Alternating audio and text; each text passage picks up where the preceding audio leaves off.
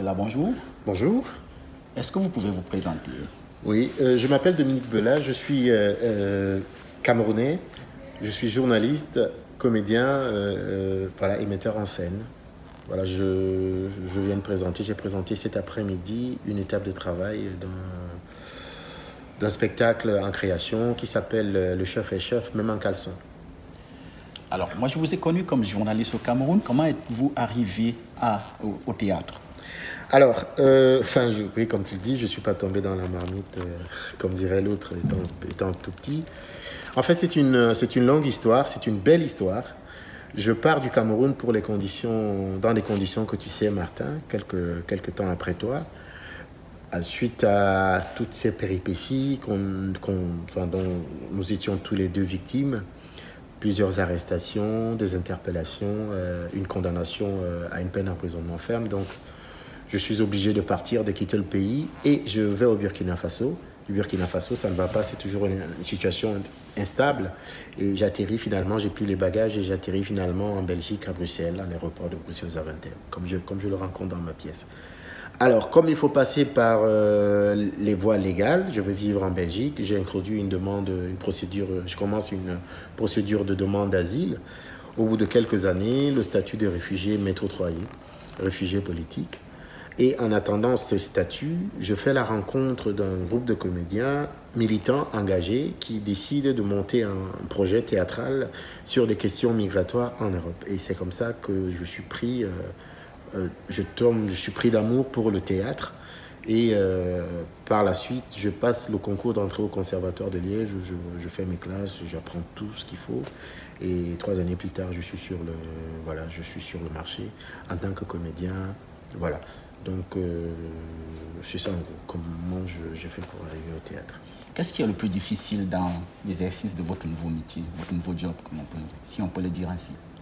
Alors, ce qui est le plus difficile, je ne sais pas ce qui est le plus difficile. Je dirais plutôt ce que je trouve passionnant.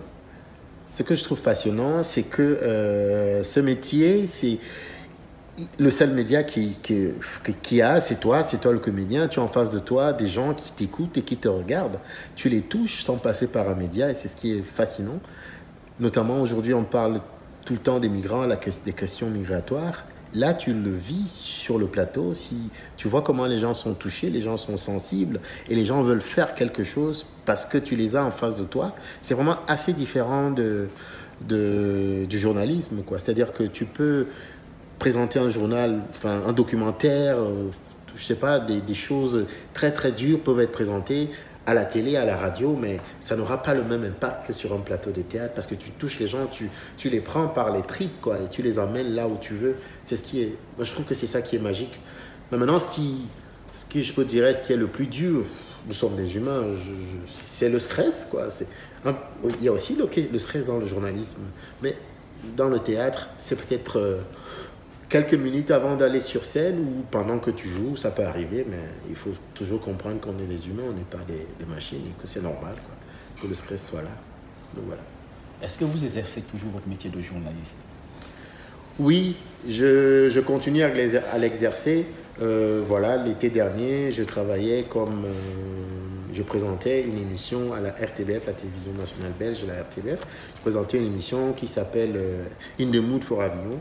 Donc c'était un rendez-vous quotidien, une émission qui parlait des spectacles vus à Avignon.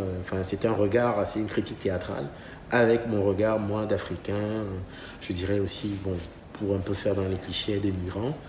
C'était quelque chose d'assez très, très, je dirais, d'assez très, très pédagogique parce que vraiment, c'était une option de la télévision belge de ramener le théâtre chez les gens, quoi, sortir très très loin, sortir de ces chantiers où on a toujours vu que le théâtre c'est une question de bourgeoisie, mais là vraiment c'était ramener le théâtre, voilà, vers le citoyen, quoi. Alors des projets dans l'immédiat? Alors le projet immédiat, c'est de continuer à tourner cette pièce. J'aimerais vraiment, là on a commencé une étape de travail, j'aimerais qu'on fasse un spectacle. Là c'est le projet le plus immédiat. Dans 2 semaines je Je joue à Toulouse, au Théâtre National de Toulouse. Le spectacle, ceux que j'ai rencontrés ne m'ont peut-être pas vu. C'est un spectacle qu'on tourne depuis 3 saisons. Il a été d'ailleurs nominé au prix de la critique en Belgique. C'est un prix que décernent les journalistes belges. Donc c'est ça le projet immédiat. Et voilà, et je continue également d'écrire. Là, je suis en train d'écrire ma deuxième pièce qui va parler des rapports hommes-femmes et parler du bruit et du silence. Parce que les silences et les bruits de l'Europe ne sont pas les mêmes que nous avons en Afrique et je pense que c'est quelque chose d'important à dire. Alors, qu'est-ce qu'on doit te souhaiter, Dominique? Me souhaiter bonne santé, quoi. Je pense que la santé, c'est ce qu'il y a de plus important. Merci d'avoir répondu à nos questions, Dominique. Merci, Martin. À bientôt. À bientôt.